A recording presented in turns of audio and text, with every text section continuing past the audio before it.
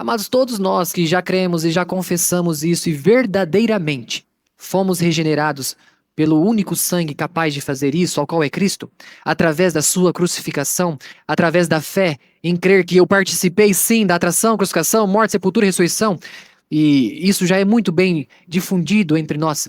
Amados, se eu estou em Cristo Jesus, eu tenho o Espírito Santo. Ponto. É o que está escrito em Efésios, capítulo 1, versículos 11 e 12. 12 e 13. Onde ele fala que em quem também nós estamos. Quem? Jesus Cristo, o versículo anterior. Depois que eu ouvi a palavra da verdade, ou seja, eu ouvi a palavra, gerou fé em mim, eu pedi fé, Senhor, clamei por fé. Porque eu não posso dar fé e não posso gerar fé. O Senhor me graciou gratuitamente, pela sua graça e infinito poder, me deu fé. E depois de eu ouvir gerar fé, eu criei em Jesus Cristo. Depois desse processo, eu fui selado com o Espírito Santo, que ele nos prometeu. Por isso que fala da promessa. Qual a promessa? Lá de Atos, capítulo 1. Se eu tenho o Espírito Santo, amados, eu não posso falar que eu não tenho esses atributos. A gente não leu todos, mas é o amor, a benignidade, a longanimidade, a mansidão, domínio próprio, a temperança, e todos eles, amados, todos eles. Nós temos eles. Acontece que você tem que exercitá-los, amados. Da mesma forma que o nosso corpo ele só é estimulado através de exercícios. Se quem quer ir para academia, eu quero crescer, ganhar massa muscular. Se você for para academia, você não vai conseguir. Se você não se exercitar em fazer isso. É o Espírito, amados. Como que eu cresço em amor se eu não exercito o amor? Como que eu cresço em longanimidade se a primeira palavra que a pessoa me dá eu já retruco ela na lata? E qual que é o exercício deles? Nós temos que cultivá-los. E, amados, o amor é o principal deles.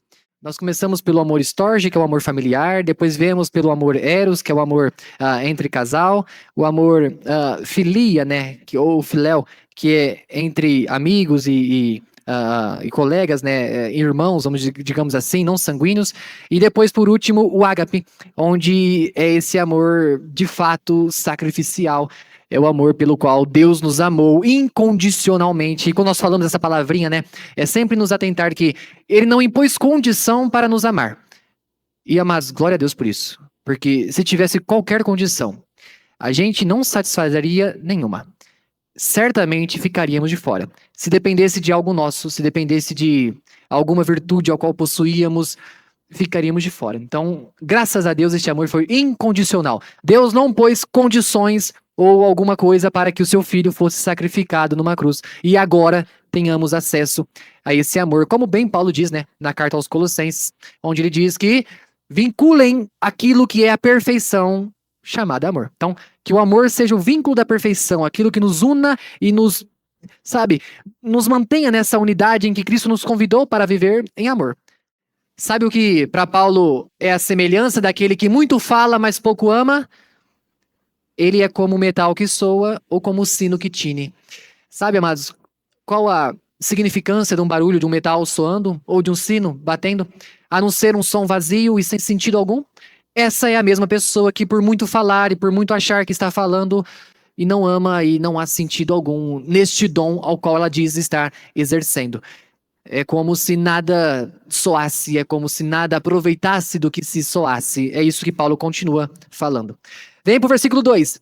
E ainda assim, se eu tivesse o dom de profecia, ou ele compara, e conhecesse todos os mistérios da ciência, ou seja, tivesse a capacidade de profetizar e de conhecimento, ou seja, a capacidade teológica, de sabedoria, de tudo, e quem dirá mais? Tivesse uma fé capaz de realizar milagres e coisas impossíveis.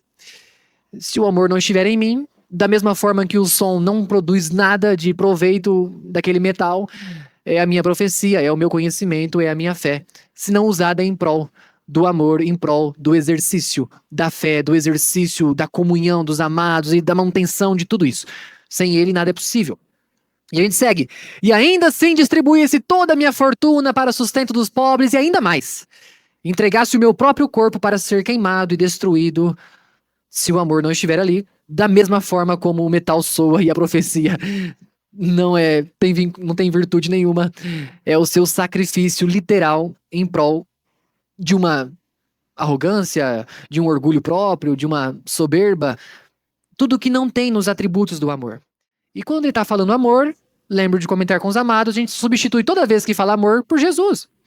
Então Jesus, ele é sofredor, ele é benigno, ele é amoroso, não é invejoso, ele não trata com leviandade, não é insoberbo, não incide ou busca o seu próprio interesse, não se irrita, não suspeita mal e assim vai. Afim. O amor é o centro de tudo que a gente busca em uma religião. E só resguardando, né, que não é a religião que salva. Mas muitas pessoas têm o seu sentimento mais puro e genuíno de buscar uma religião para buscar algo a mais. Aos que estão buscando algo a mais, sempre encontram Cristo. Porque, amados, eu entendo que é assim, tá? Eu não tenho, sabe, o mínimo de discernimento de entender que qualquer pessoa que tenha buscado a Cristo não tenha o encontrado, sabe? Se tenha buscado ele genuinamente.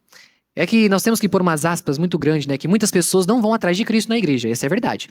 Ela tá lá atrás da cura, tá atrás do benefício financeiro, tá atrás de algum problema que ela quer resolver e aqui vira pronto-socorro e não vira mais a atividade fim que nós temos de expor a palavra.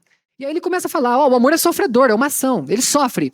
O amor é benigno, ele é bom. O amor não é invejoso, o amor não trata com leviandade, ou seja, com segundos pensamentos. Não se ensoberbece em si mesmo, não se porta com indecência, não busca os seus interesses, não se irrita, não suspeita mal. Não folga com a injustiça, mas folga com a verdade. Tudo sofre, tudo crê, tudo espera, tudo suporta. Todas as ações que a gente pode sim traduzir em qualquer uma delas como amor. Agora eu entendo que o amor, amados, não é menor do que nenhum dom que Deus nos deu. O amor, ele deve sobrepor tudo. Logo, se eu tenho algo e me gabo por ter, amado, eu estou vivendo errado. A soberba está em mim. Se eu tenho soberba, logo eu não tenho amor. E aí nós começamos a entrar em conflito.